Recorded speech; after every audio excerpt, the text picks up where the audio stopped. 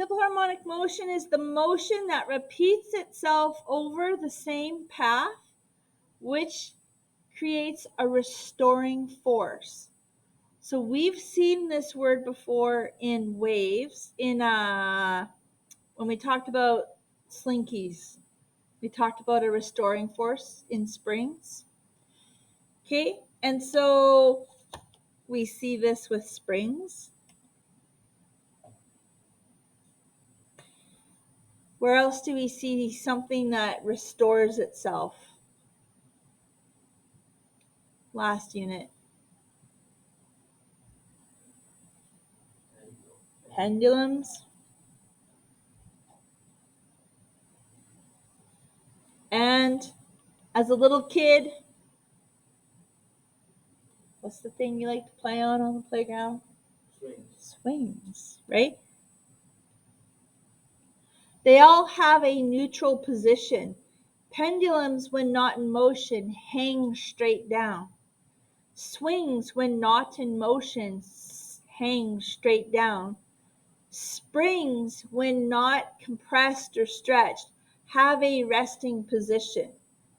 That's the restoring force. Okay? If an object has a repeating pattern, then the object will have a period and a frequency.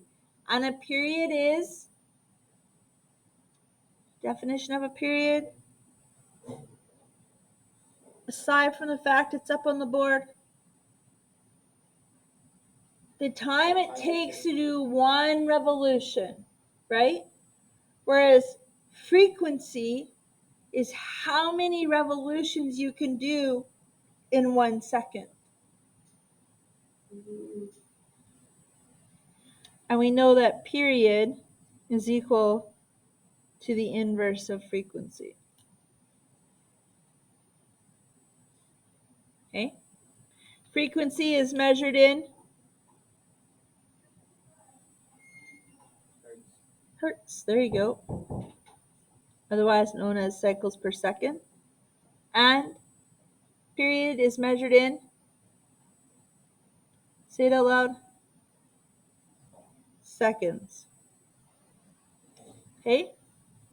So a spring and a pendulum have simple harmonic motion. We can calculate the period of a spring by going 2 pi times by the square root of the mass over K. And K is what? The spring constant. Okay? So this is for a spring. Here's your hint. Now we can also do it for a pendulum, where its period is equal to 2 pi times the square root of L over G. G is gravity, and L is the length of the pendulum. Okay? Seems relatively easy. They start out the same way. They have the same pattern in their formula. Mass over spring constant, or length over gravity. Let's look at an example.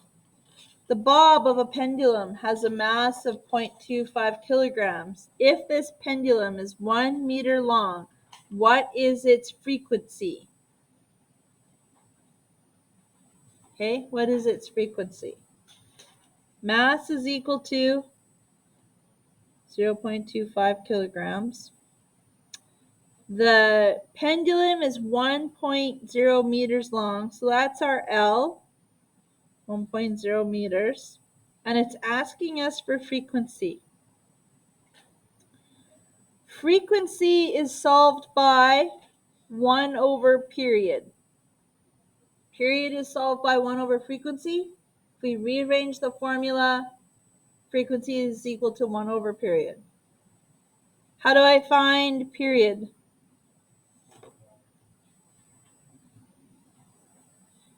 Multiplied by the square root of L over G. Please. don't forget. Make it like a rainbow of colors. Don't forget to square root L over G.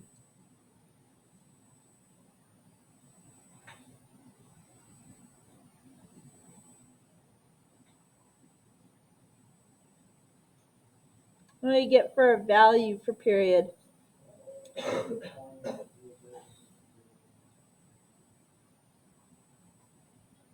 Seconds, that's how we measure period.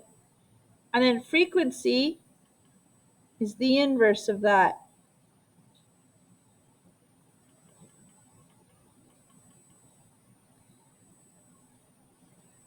One divided by 2, you should be looking at somewhere in the number of 0.5.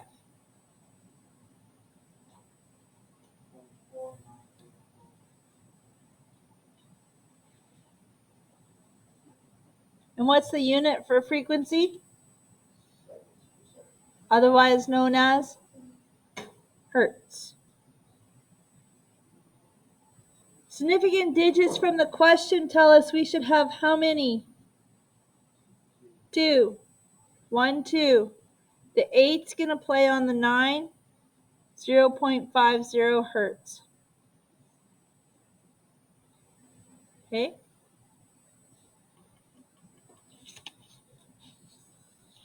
A horizontal spring has a 1.50 kilogram mass attached to one end and the other end is secured to a wall.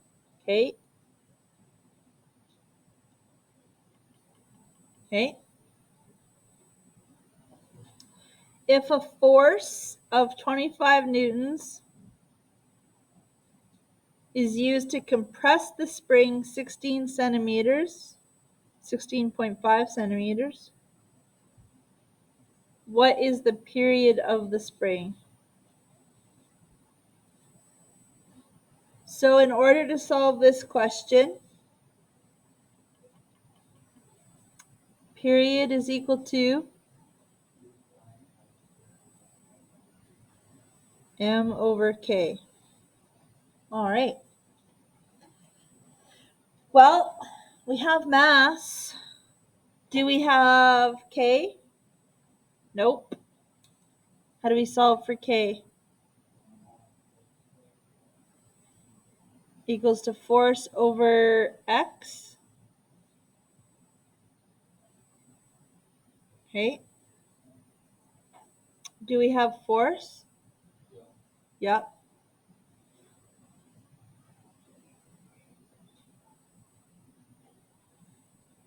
What unit does x have to be in? Meters.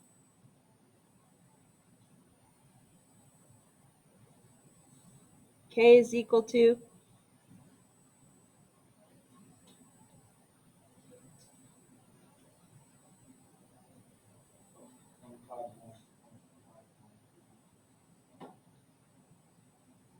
newtons per meter. Now we can go back up here. Period is equal to, 2 pi times the square root of 1.50 divided by 151.51 repeating. And so then period is equal to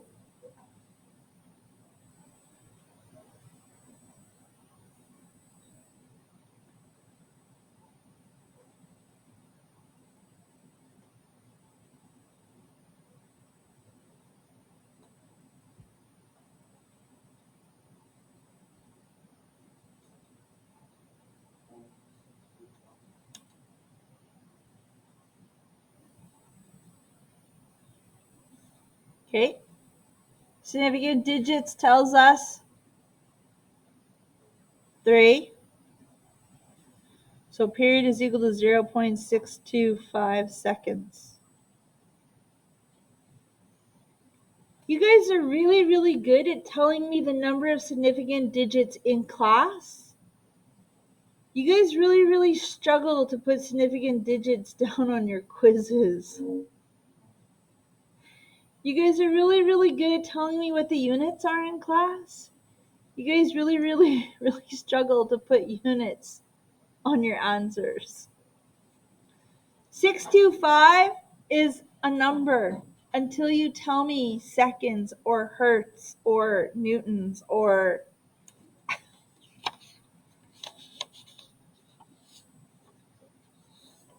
Okay.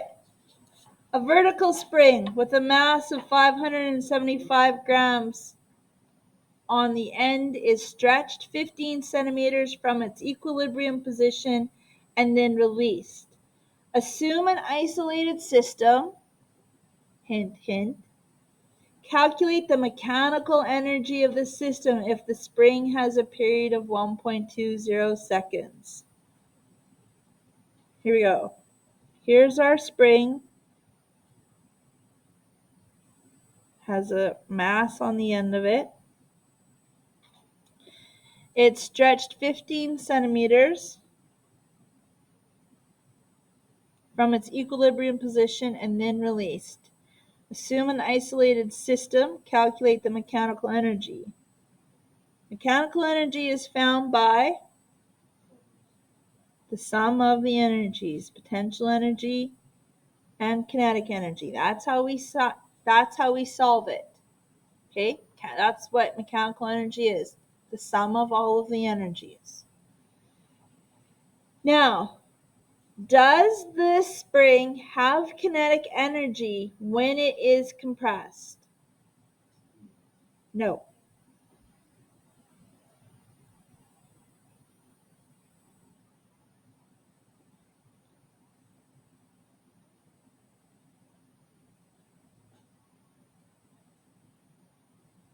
Okay, so now I'm left with EP.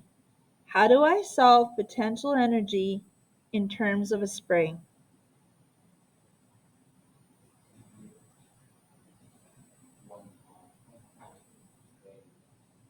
Okay, x squared. It's misleading because we think this looks like kinetic energy, but this is potential energy for a spring.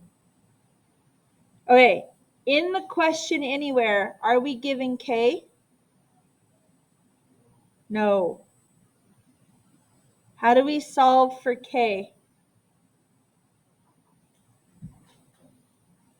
Oh, we're also given this information.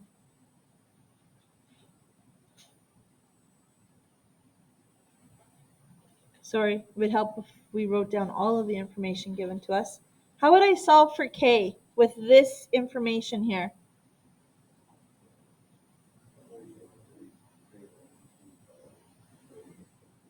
Yeah, rearrange the equation for,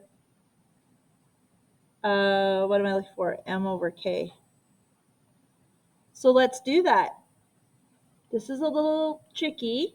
What's the first thing we're going to move? I heard it. Somebody said 2 pi. Let's move 2 pi. T divided by 2 pi is equal to the square root of M over K. How do we remove the square root? Square it. So T over 2 pi, all of it squared, is going to be equal to M over K. Now K is in the denominator and it's what we're looking for. So let's move it. K is equal to K times T over 2 pi all squared is equal to M. And then let's isolate K. K is equal to M divided by T over 2 pi all squared. So K is going to be equal to 0.575 kilograms. Okay, this I saw quite frequently over a number of people. How many grams are in a kilogram? 1,000. So we're going to divide by 1,000, not 100. Okay?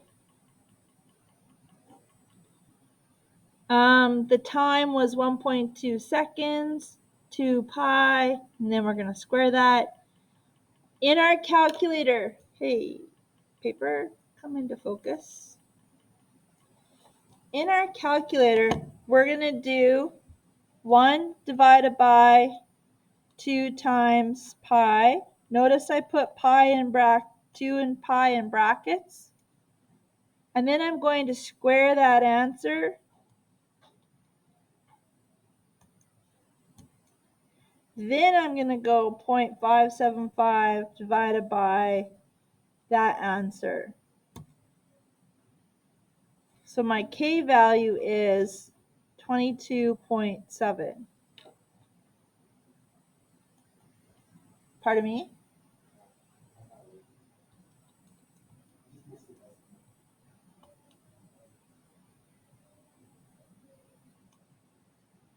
Oops.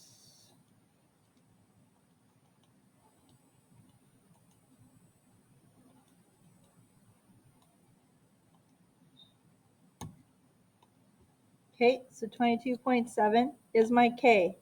Now I can go back up and I can solve for EP because now I have my K. I got 1/2 times 22.7 multiplied by my x squared. How many centimeters are in a meter? 100. 0.15 squared.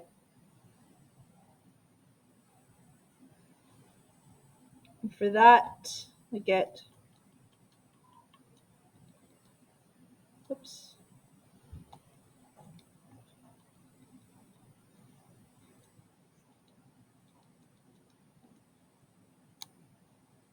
0.255. Oh, what did I do wrong?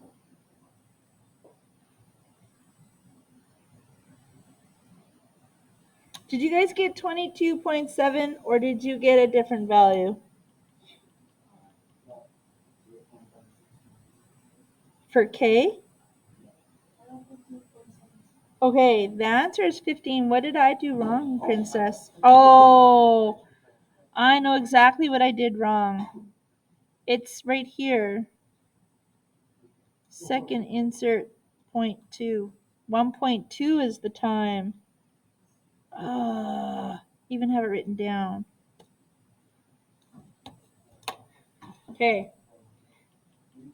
The best part is when you write and put in your calculator the numbers you actually have written down on your paper. After I just gave you guys grief for not doing that.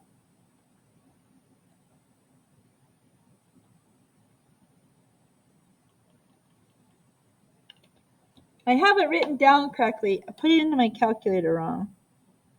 15.7639, blah, blah, blah, blah, blah. Newtons per meter. Okay, now we can go back up here, fix this number.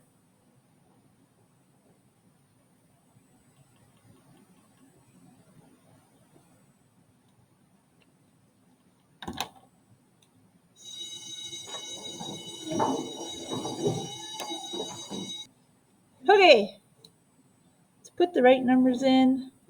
15.76. And then EP is equal to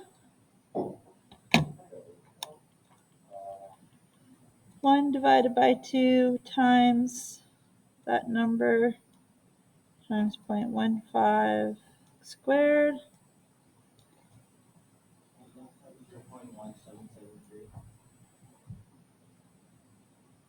Joules, right? That's the unit. Okay, original question says how many sig digs? 2. 1, 2. 7 plays on the 7. EP is equal to EM, so EM is equal to 0.18 joules. All right. We are not doing quizzes in this set of notes. You will have a take-home assignment. So I will print that off, all of them at one shot, and give them to you. You turn them in the next day. That is the expectation.